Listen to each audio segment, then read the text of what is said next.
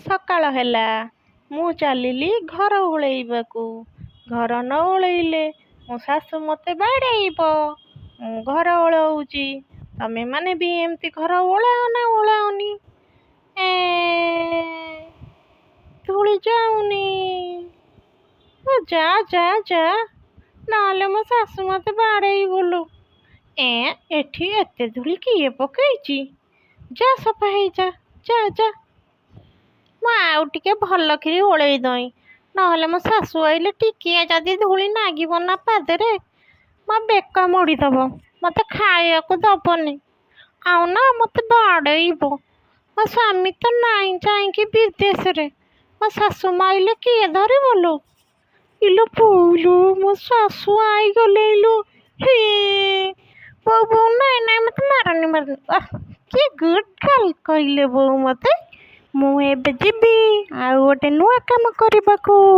ଚାଲ ଦେଖିଆ ମୁଁ କୁଆଡ଼େ ଯିବି। ମୋ ଘର ସଫା ହେଇଗଲା।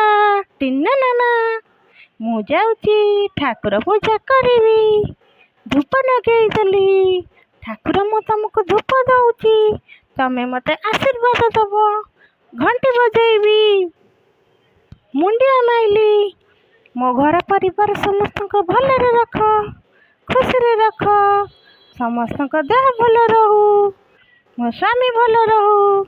ମୋ ଶାଶୁ ଭଲ ରହୁ। ମୁଁ ଭଲ ରହେ।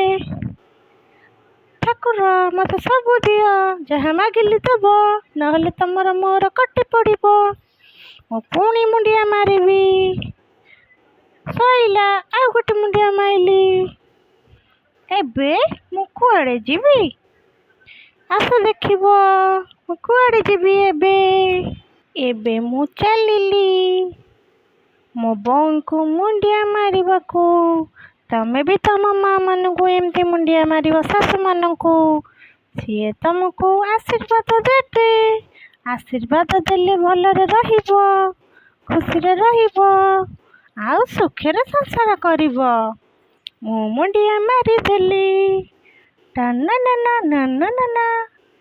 ମୁଣ୍ଡିଆ ମାରିଦେଲି। ଏବେ ମୁଁ ରୋଷେଇ କରୁଛି, ସମସ୍ତେ ଖାଇବେ। ଆଳୁ କ'ଣ ସିଝିନି?